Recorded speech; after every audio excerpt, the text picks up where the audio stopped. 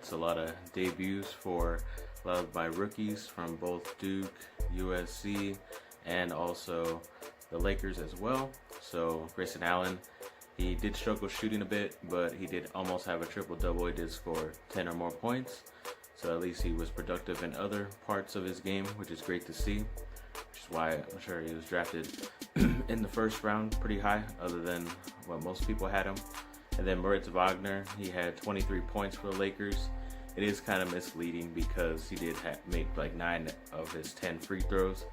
So there was a lot of chances I saw that he could have gotten even more points, but decided to try to make another play. Sometimes it didn't work, sometimes it did. Hopefully he does better.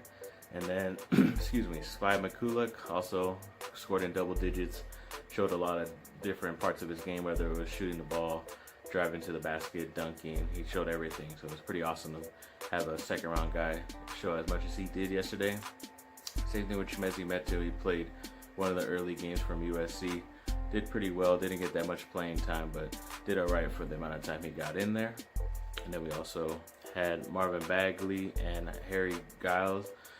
The Giles was a pick from Duke last year for the Kings, and this year they picked Marvin Bagley with the second overall pick.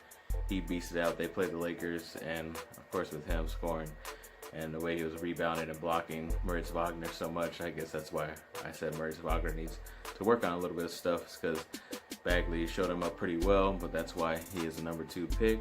And then Giles, after missing all of last year, hardly just played at all in practice and everything last year. He looked pretty well. He did have a few mistakes, but that's just, all these young guys are going to have mistakes, even if it's summer league.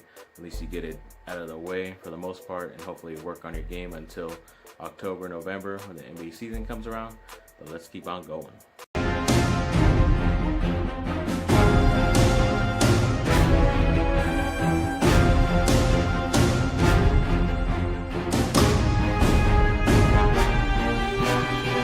And then Julius Randle agreed to the deal with the Pelicans. I believe it was for 2 years. Tough to see him go. He improved every single year. Finally happy with him last year, but I'm sure he asked to have his renounced rights because he knew that they weren't going to go with him long term. So they were probably thinking about bringing him back on a 1-year deal, but he wanted at least the security of having a 2-year deal. So of course he goes and joins Anthony Davis, another University of Kentucky player. But obviously they lost one of Boogie Cousins to the Warriors. I'm not going to get into that. I mean, it's just ridiculous. So you're basically telling me if he can sign for a 1-year, $5-something million deal, then we could have gotten LeBron for a 1-year, $5 million deal and used all that money to sign all these other players. That's what the NBA is basically telling me.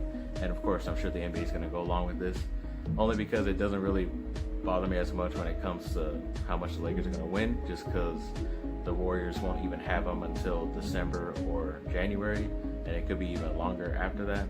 So who knows? But of course he'll come back when they reach the playoffs, when they need him, and who knows if he's going to be 100% or not by then. But of course that shook up everything. So now Dwight Howard said he's interested in playing with LeBron. It's going to be weird to have Dwight Howard come back to LA after we rented him basically for 1 year and he left us, and he didn't really show anything other than how much more injuries he got after joining the Lakers. It's going to be tough. I don't think he'll be a starter at all. He'll have to accept that bench role, but we'll see how that goes. And then they said more trades that maybe the Lakers can make, and of course the player on the picture of the main headline was Damian Lillard, who I mentioned a few videos back. I don't know if it was yesterday or the day before, but of course they must be watching my videos or something, because now I'm breaking news. Woo!